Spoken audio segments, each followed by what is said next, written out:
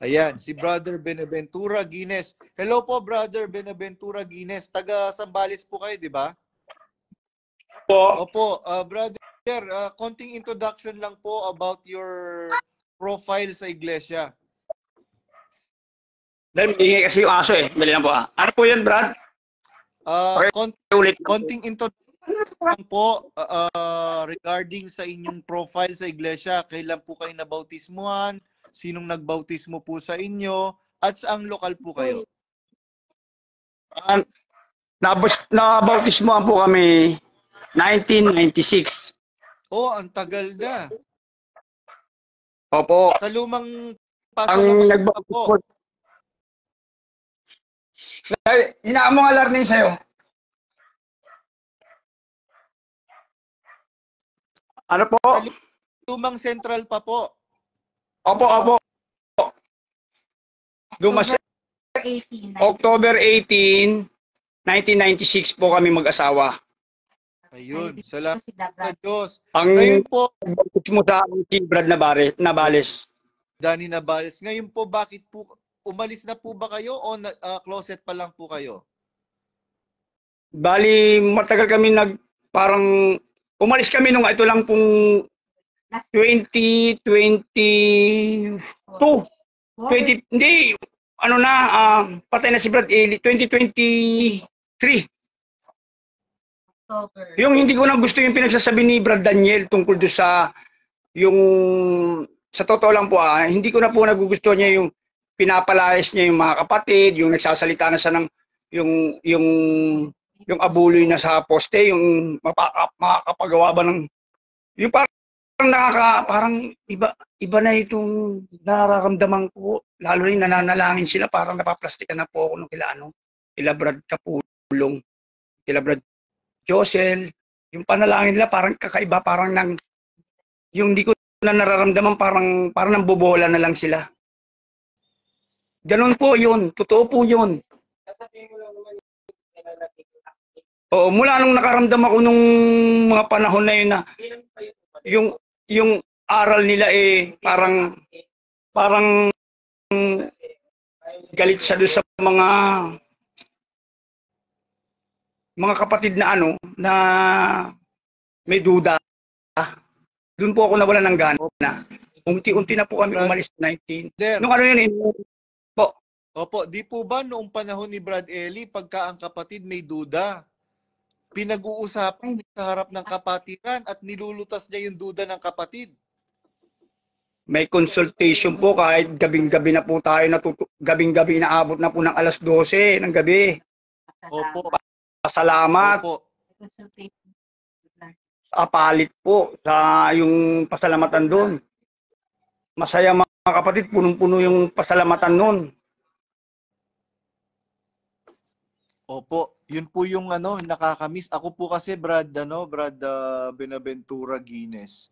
Hindi ko na po naabutan yung pong Old Central. 2001 lang po ako nabautismuhan eh. Pero yung pong pasalamatan po noon, kalahati pa lang, wala pa nga po yung new stage eh. Tapos wala pa pong lobby. Para po talaga siyang squatter, yun po yung pinaka magandang terminology para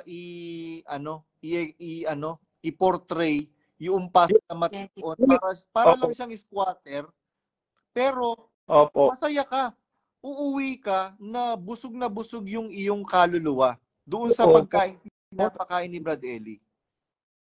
Opo, to yun. At saka unang-una, pangalawa, kahit na umuwi kami ng madaling araw, abutan ko yun yung isang pasalamatan pa, inaabot pa ng madaling araw. Yung di ba diretso yun? Opo.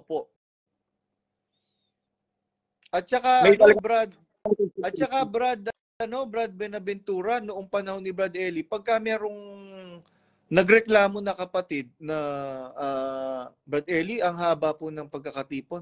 Si Brad Eli ang anong tawag dito? Nag-a-adjust po. Si Brad Eli ang nag-a-adjust, tama. Si Brad Eli ang nag-a-adjust.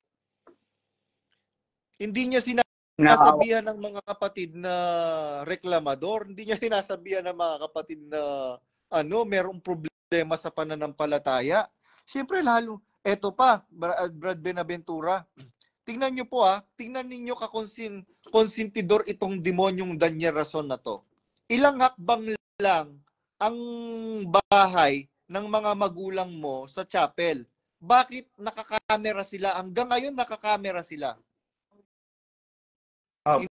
Hindi mo ba po pwedeng pagsabihan yung mga magulang mo na pumunta sila chapel? Pero yung mga kapatid, ayaw ninyong bigyan ng link ng Zoom? Opo. Meron pa nga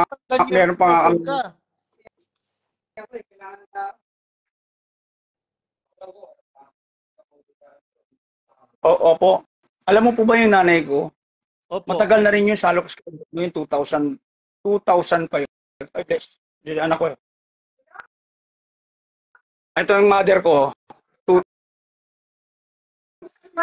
2001 siya. Ayan si mother ko.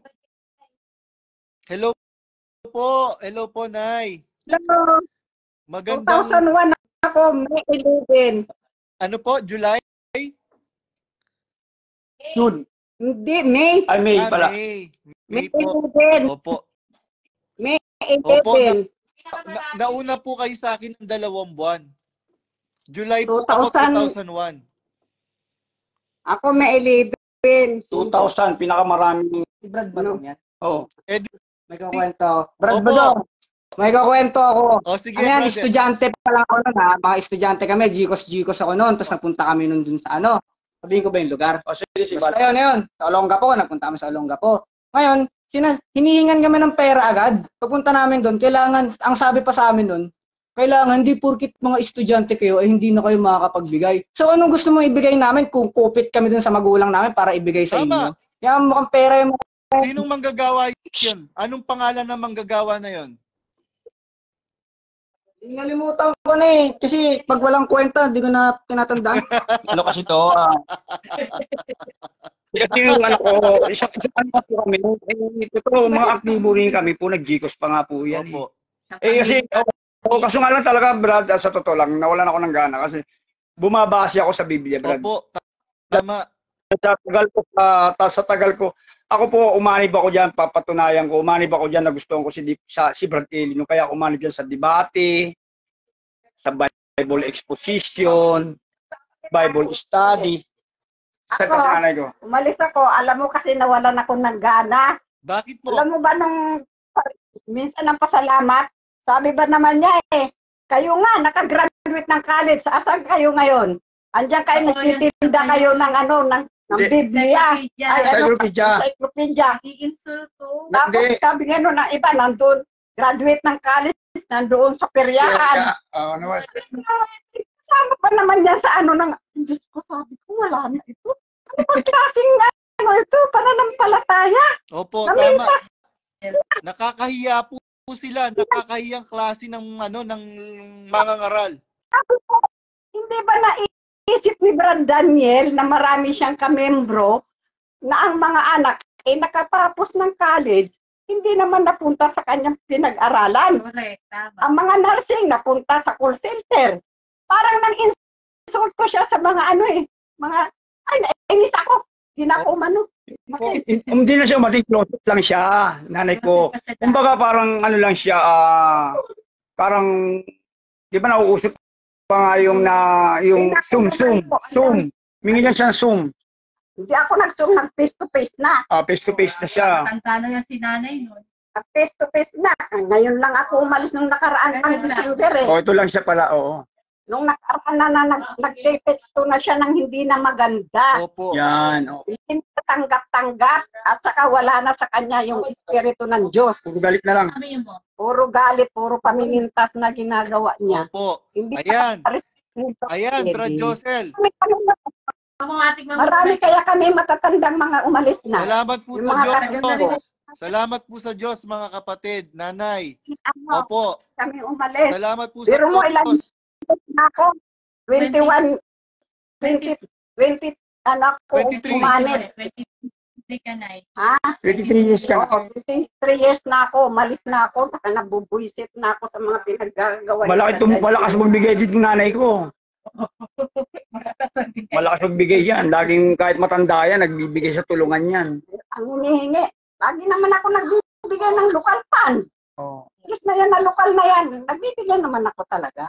Pero ayaw ko na yung pinuntahan ako sa bahay. Sis, sabi ka, baka pwede kang makatulong para sa ospital ni Brad Daniel. Ay. Sa Bulacan yan si Nanay. Malaking ospital yun. Sabi ko, nakaisip ako ngayon. Nagkasakit Ang hospital nandoon sa Pampanga. Kami dito nakatira sa Cubao. Sabi ko, pagka nagde-delivery ka na, pupunta ka pa ng Pampanga. Taga Cubao po ito, naglolokal yung nanay ko. Sa Cubao, Aurora. Ako dito sa Sambales. Pero taga Cubao po talaga yan. Cubao ako. Taga Cubao. Saan pong Cubao? Sa Cubao, Aurora? EDSA. Sa ano ako, sa 21 Avenue. Yung ano, sa ano ako dati, sa Aurora Itza. Nadistino Oh, po Aurora. ako doon. Nadistino po ako ng 2003. Ano, si Sis Baby ang ano Opo. doon. Si Ang Sis bida-bida. Baby. Si Sis Baby Gaser. Daser, si Rudy Daser. Mahal, Dasir, Asawa niya si Rudy Daser. bida. opo, mahal po ako noon ni Sis Baby Gaser. Yung pamilya noon, mahal po ako noon. Tapos napunta ako doon sa ano, sa may Krami. Yung, EDSA, Opo, sa EDSA. Ngayon. napunta ako. Si Sis, ano naman ang Mayla. nandun. Mayla Hernandez. Oo. Saan ka pa? Nakalibot pa ako kung saan-saan. Tapos dito, dito naman sa Grotto Bell, nitong huli. Si Sis Joke naman ang nakaano. Kasi mga anak niya po, doon nakatira doon sa, ano, sa, Wow, sa Tungko. kumbagay sa Tungko, doon si Buhit, no? Doon. Doon siya minsan pumupunta sa anak niya. sa Bulacan. Pero, Grottoville, Bulacan. Kaya ako po yan, nasa diba? Sambales ako. Siya. Sa Bulacan. Babakasyon siya. Sa Grotto Bell. Opo. Itong huli, sa Grotto Bell. Opo. Grotteville, dating Wala na kasi. Graceville. Ano ba yung dati? Alam niyo po, Local natin. napansin ko lang, Exxonville. naramdaman ko na wala na Espiritu. Brad Daniel ang espiritu ng Diyos. Kasi ano na siya, parang pikon na, napipikon na. Galit po, Napipikon na kayo. galit po yun nasa puso eh. Hindi po pwedeng mangaral yung mangaral na merong at punong-puno ng galit sa puso. Pikon na si Brad Daniel sa mga kapatid. O ayan. O ayan. Alam mo, Brad Badon, Josel Malyari.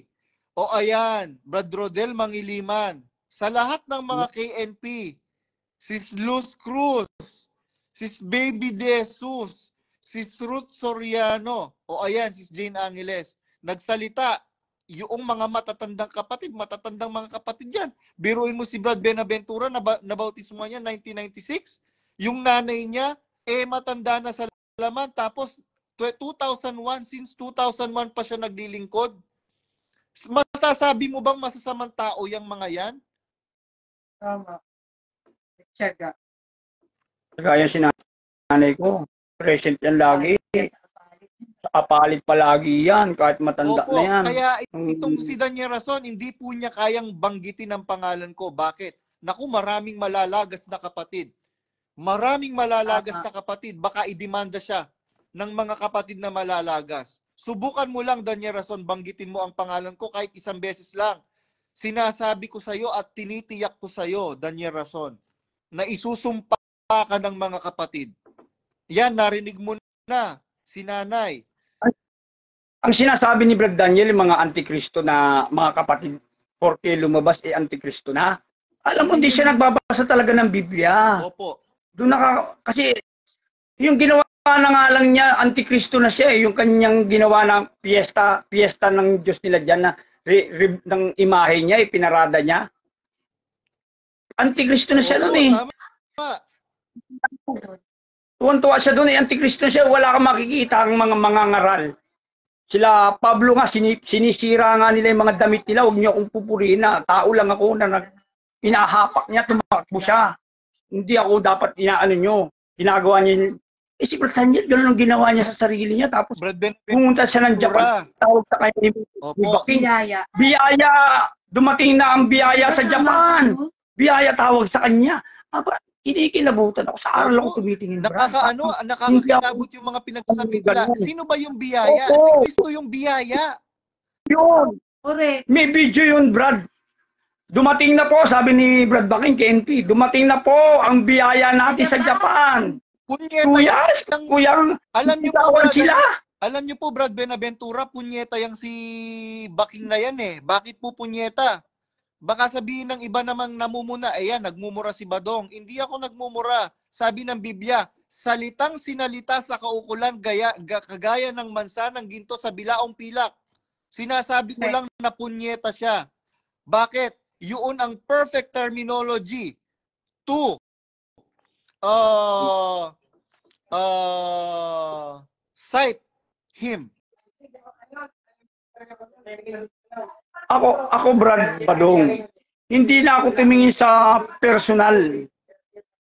Tiningnan ko yung aral nila mula nung nawala si Brad Eli. Marami silang pinontrang aral. Yung pamimigay nila ng lugaw, yung mga sinasabi nilang pamimigay nila ng mga tao, hindi ko nagugustuhan kasi gawa ng masyado nilang binobroadcast. Yun lang ang binigay na broadcast na yung mga ginagawa nila. Brad Benaventura, ihingan ko po kayo ng mensahe ngayon kay Brad Josel at saka kay Brad Rodel Mangiliman. Kasi sila po, alam ko po mabubuting tao yung mga yan. Pero hindi na po ako umaasa na mabubuting tao yung si Resty Reyes at saka itong si Efren Baking. Hindi, naku. Buhay pa si Brad Eli, tinataydor na nila si Brad Eli. Yung po ang totoo mga kapatid. Ngayon lang po nahahayag. Hindi lang po alam ni Brad Eli. Si Brad Eli po kasi mapaniwalain eh. Yun po, totoo. Ito yun. Opo, Brad Benaventura, sige po. Ano po ang mensahe ninyo kay Brad Josel Malyari at saka kay Brad Rodel Mangiliman at saka sa ibang mga matatandang manggagawa pa? Go ahead po, brother. Ang masasabi ko lang sa mga KNP, lalo na sa mga dati kong kinikilalang mataas ang respeto ko sa kanila dahil naniniwala ako nung panahon na yun natututo tayo na kinikilala ko si Brad Eling sugo sa mga huling panahon noon. Isa rin ako sa mga sabi ko nung pagkainano si Brad Eli, handa ako mamatay yung panahon na yun. Kasi nakikita ko yung mga KNP nung ganun din sila. Pero ngayon parang iba ang nangyari. Ang masasabi ko lang sa inyo, Brad Josel, Brad Rodel, hindi ganyan dati ang nakita ko sa inyo ngayon. Huwag kayong masilaw sa salapi dahil sabi sa Biblia talaga, ang pera ang ugat ng uri ng kasamaan na yan. Kung kayo isagana ngayon, pero nakikita ako lahat puro kasinungalingan ng mga sinasabi nyo. Alam nyo sa puso nyo na sumasakay lang kayo sa gusto ni Kuya. Pero sa aral, nakikita ko yung aral nyo parang wala. Parang hindi na yun dati. Parang taga-tawa na lang kayo, taga-ayon na lang kayo eh. Wala na kayong paninindigan. Brad Badong, magsasalita Opo, sige po, go ahead. Ako po sila Arnie, sis din po ako, kaidaran ko sa pananampalataya tong asawa ko. Balit dun po sa mga KNP po na nandiyan pa, sana po lumabas. Hindi ko naman po kayo usapan na lumabas. Pero sana po, bigyan nyo po magkaroon po kayo ng bayag na anuhin yung katotohanan. Kasi po, pananampalataya na po ito eh. Pagkalimbawa po na marami pa kayong mapapaniwala, marami pong maiimpyerno. Doon na po tayo sa totoo. Hindi na po talaga totoo yung iglesia na sinasamahan natin. Sinasamahan ninyo. Nakita nyo naman po yung mga pinagagawa ni Brad Daniel at saka yung mga royal family, di po ba? Alam nyo na against yon sa paniniwala natin dati. Sana po manindigan po tayo sa katotohanan at sana po palagi tayong basbasan at samahan palagi ng Panginoon sa lahat ng desisyon na gagawin natin. Ayun lang po. Thank you. Po, narinig ninyo, Brad Rodel, Brad Rodel Mangiliman, Brad Mel Magdaraog, Brad Don Kapulong, Brad Lito Quezon, Brad, tsuhin ko pa si Brad Lito Quezon, tsuhin ko po yun, si Brad Lito Quezon. Si Brad anong pangalan nitong, Brad Rudy Alamares, si Fred Cabanilla, hindi ko nababanggitin kasi demonyo din yan, mga kapatid. Ang daming kademonyo ang pinaggagawa niyan. Kaya wala na pong lokal. Binabalita ko po sa inyong lahat, mga kapatid, wala na pong lokal ang MCGI sa Papua New Guinea. To all our brethren in Papua New Guinea, we are glad to tell you that even though we are not affiliated to the MCGI, to the Church of Daniel Rason, we are still affiliated to the first century Christian church that was established by our Lord Jesus Christ himself. By doing what our Lord Jesus Christ is telling us and wants us to do through his apostles. That is why our dear brothers and sisters in Christ in Papua New Guinea, and to our dear brothers and sisters all over the world who are not and who cannot understand our mother tongue in the Philippines. That is the very reason why I am saying, or I am speaking in English for all of you to understand what is the real happening or the real event inside MCGI or inside the Church of Daniel Rason.